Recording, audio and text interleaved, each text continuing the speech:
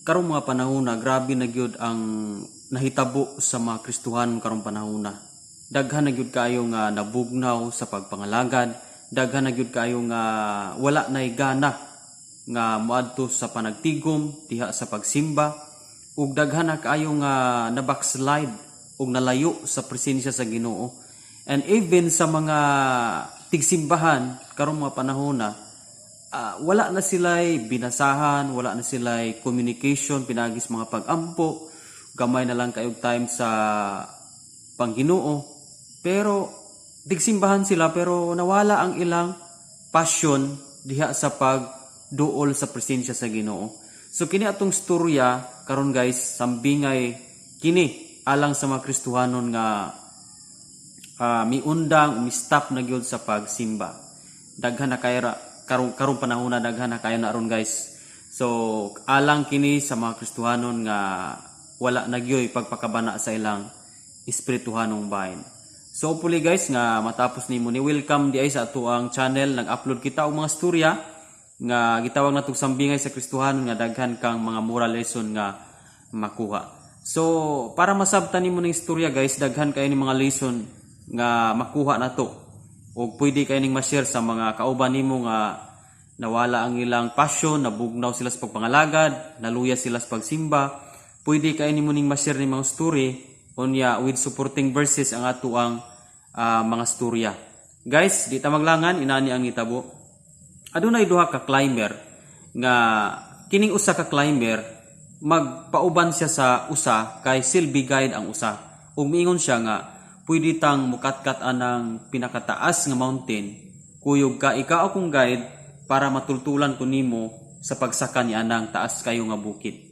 So kining wala pa nakaadto, gusto siya nga maghimog record nga makapatungod sa didto sa pinakataas nga bukid ug butangan niyo didto plug aron nga aduna say history sa iyang kinabuhi nga nakakatkat gud siya sa pinakataas nga bukid. Ug tuod man nakaabot gud sila pinakataas nga bukid kauban sa iyahang guide.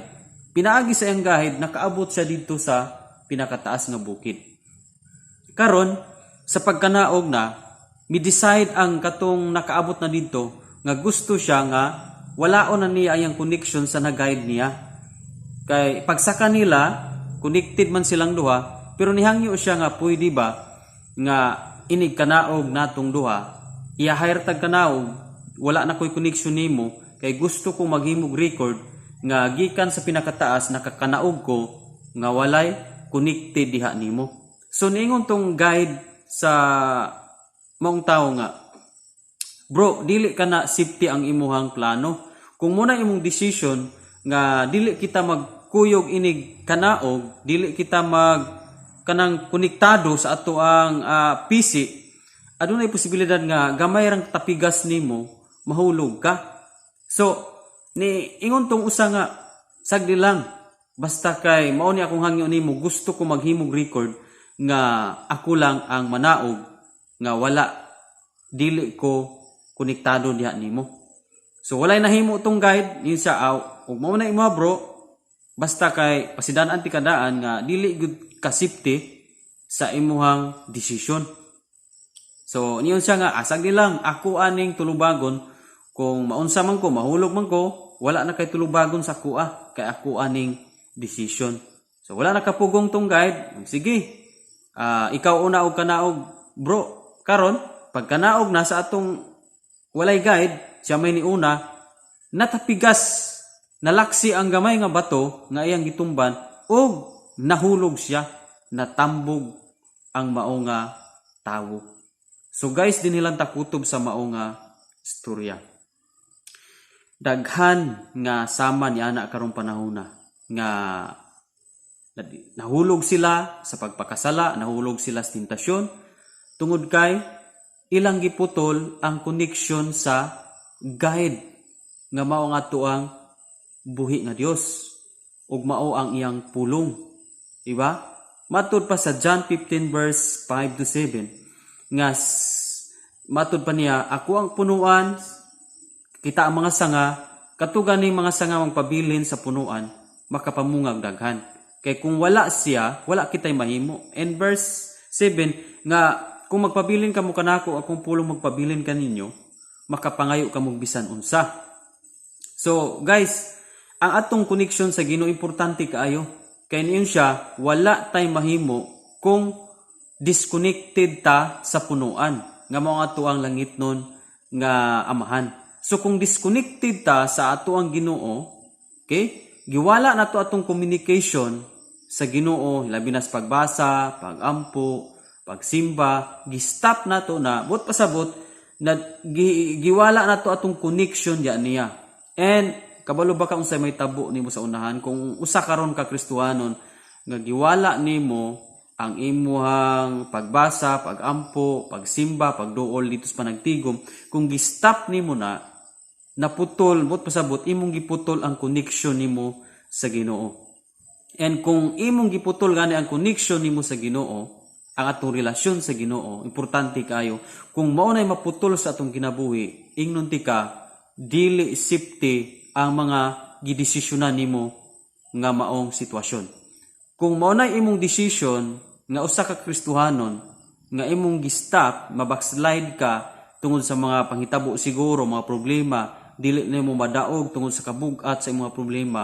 Pero ingnon ti ka nga dili igud safety ang pagpalayo sa Ginoo. Dili safety ang madiskonekta diha sa presensya sa Ginoo. Importante kaayo ang presensya sa Ginoo. O ang pulong niya, importante kayo ang pagpabilin sa iyang pulong. Nganuman, ang iyang pulong mao ni makasafety sa atua. Diba? Kadtong maong istorya, gusto siyang madisconnect sa guide. Tanawa, usa lang ka tunob niya sa bato, natapigas siya. So, sakto ang gingon sa guide nga, kana imong decision bro, dili ka safety kung dili ka konektado nako sa maong guide. So, inaana usab sa tong kinabuhing Kristohanon, dili ta safety kung di disconnected ta sa pagpangalaga sa presensya, sa pagsimba, pagbasa, pagampo. Dili ta safety. Okay? Unsay may tabo sa tua? Mahimo tang Kristohanon nga dali kayong matapigas sa mga pagsulay, dali kayong matambog sa mga problema, dali kayong mahagba sa mga kabugaton, dali kayong matapigas sa tentasyon, dali kayong mahagbong sa mga pagtintal, sa mga pagsulay, dili ta makapasar. Guys, importante ang connection nato sa Ginoo.